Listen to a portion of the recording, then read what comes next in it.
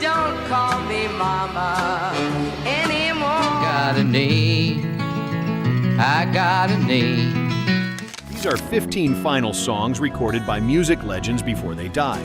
Some were made by artists who knew the end was close and put that knowledge into the microphone. You got it, anything you need, you got it. Others were recorded by singers who thought they had more time.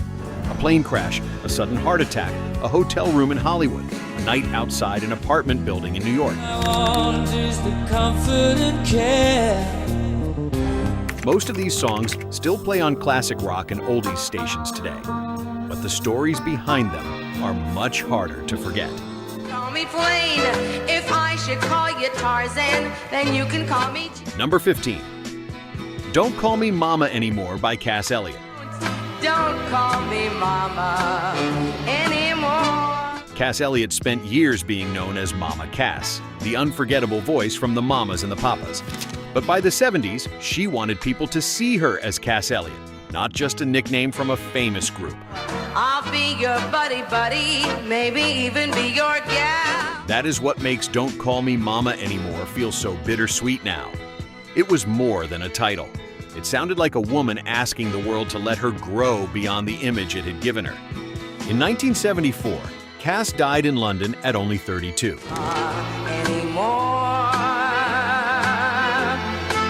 And from a singer trying to reclaim her name, we moved to a country rock dreamer whose final music felt like a prayer in the dark.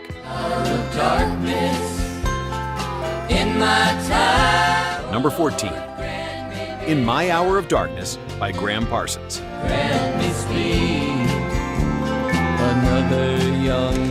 Graham Parsons helped shape country rock, blending twang, soul, and heartbreak into what he called cosmic American music. By the time he recorded Grievous Angel, his sound had become softer and more personal. Oh Lord, grant me vision. In My Hour of Darkness became one of the most chilling songs tied to his final chapter.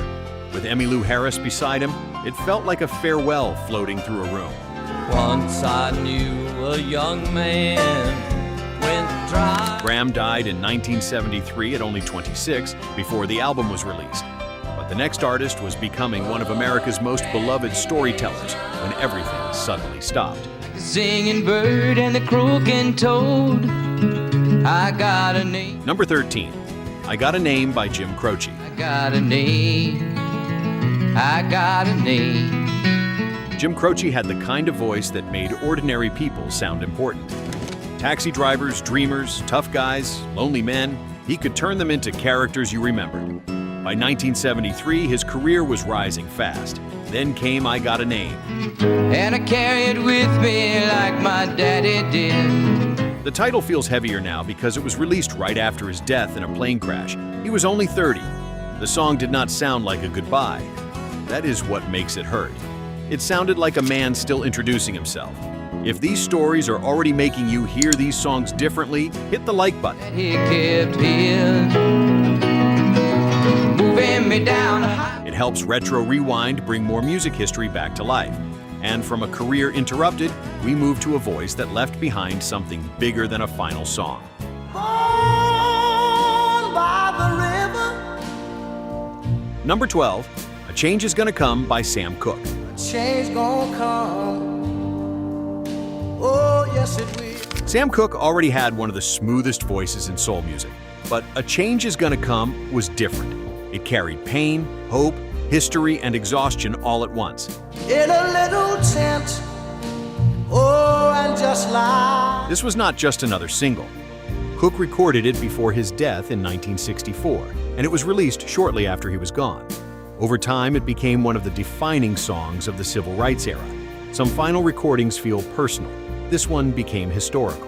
Ever since, it's been a long. Sam Cooke left behind a promise. And from a song that became a movement, we moved to a comeback that arrived too late.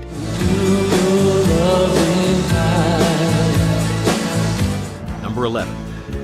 You Got It by Roy Orbison. You got it. Anything you need, you got it. By the late 80s, Roy Orbison was finally being rediscovered. Younger stars admired him, old fans had not forgotten him, and the Traveling Wilburys put him beside some of the biggest names in rock.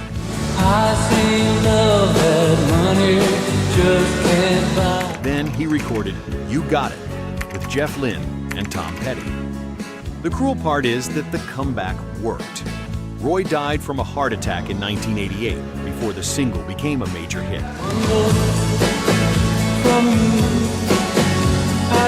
You Got It reached listeners like a bright new beginning, but by then he was already gone. It became his last great wave goodbye. Thine is the glory, then mine must be the shame.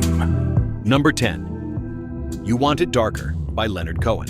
You want it darker. We kill the flame. By the time Leonard Cohen recorded You Want It Darker, his voice sounded less like performance and more like a final appointment.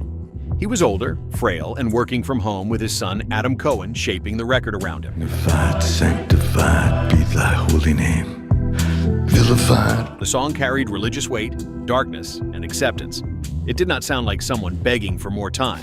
It sounded like someone answering when the end called his name.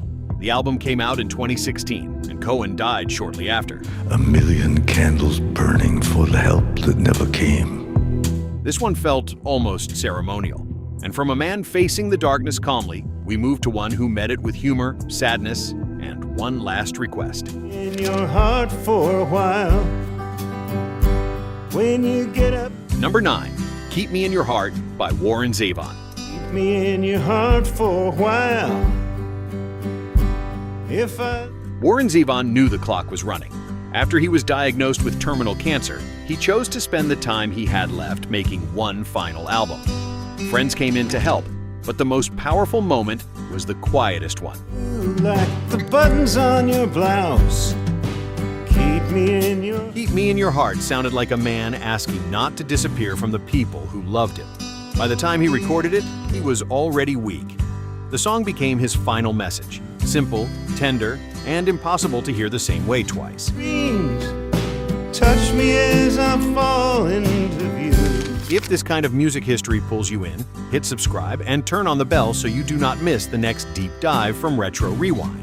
And from a final request to be remembered, we move to a song that sounded like a warning before tragedy made it terrifying. Into my smoke, look what's going on inside. Number 8. That Smell by Leonard Skinner. Ooh, that smell.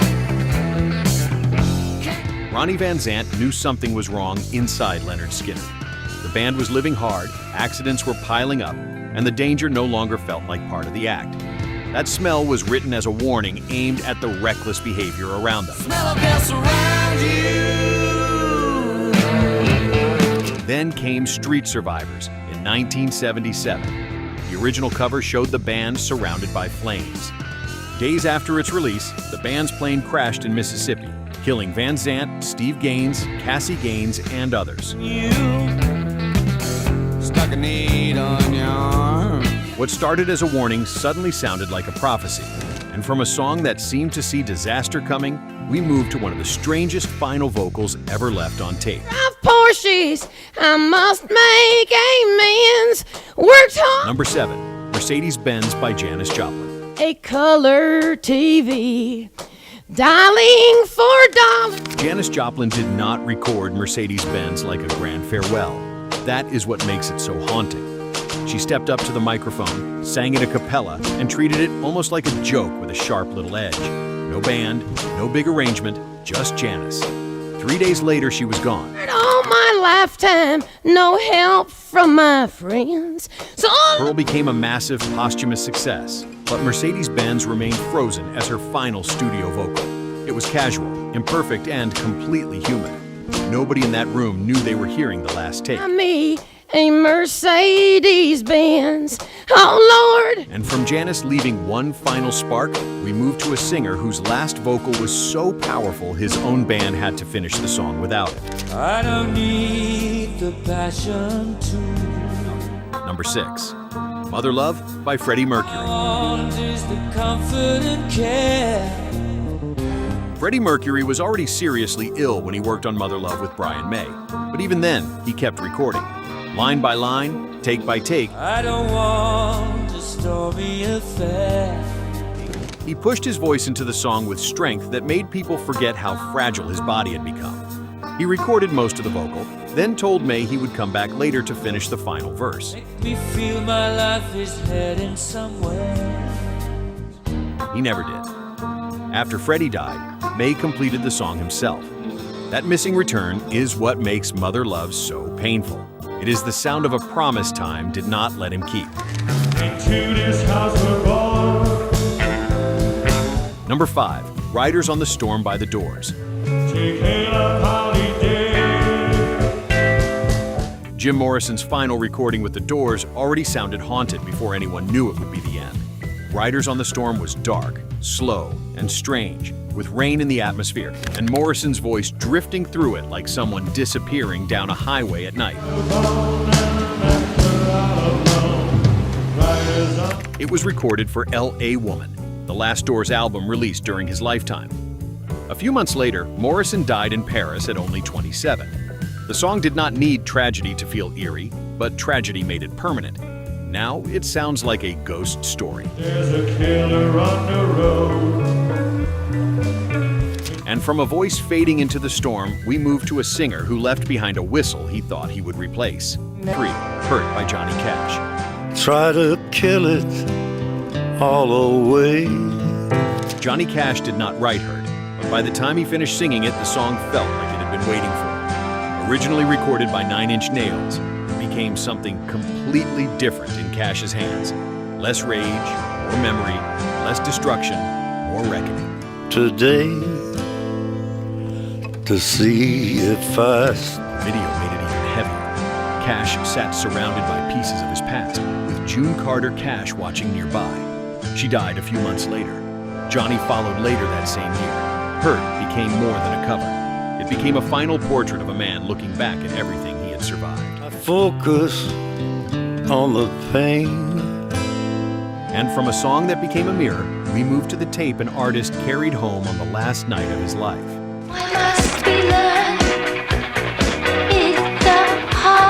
Number 2, Walking on Thin Ice by John Lennon.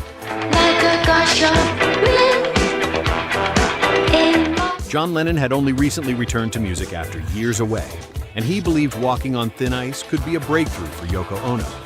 He spent his final days working on it, adding guitar and helping shape the track at the record plant in New York. On the night of December 8, 1980, Lennon and Ono finished working at the studio and headed home to the Dakota. He was carrying the tape when he arrived. He never made it inside. Some final recordings become haunting later. I gave you my knife. You gave me. This one was physically with him at the end. And number 1 belongs to an artist who turned his ending into art before the world knew what it was seeing. I've got scars that can't be seen. Number 1, Lazarus by David Bowie. Look up here, man, I'm in danger. David Bowie kept his illness almost completely private while making Black Star. To most fans, the album looked like another bold reinvention from an artist who had spent his life changing shape. I've got drama, can't be stolen. But after his death, everything about Lazarus felt different. The title, the video, the hospital imagery, the timing, all of it suddenly became clear. Black Star was released on his 69th birthday. Everybody knows me now. 2 days later, Bowie was gone. He had not just recorded a final song, he had built a farewell and hidden it in plain sight. That is why Lazarus belongs at number 1. Some artists knew the end was close. Others thought they had more time. Some left masterpieces. Others left unfinished verses, placeholder sounds, or tapes they planned to return to later. But once the dates changed, the songs changed too. So, which final recording should have made this list? Let us know in the comments. And if this video made you hear one of these songs differently, hit like, subscribe, and turn on the bell for more Retro Rewind music stories. Fire.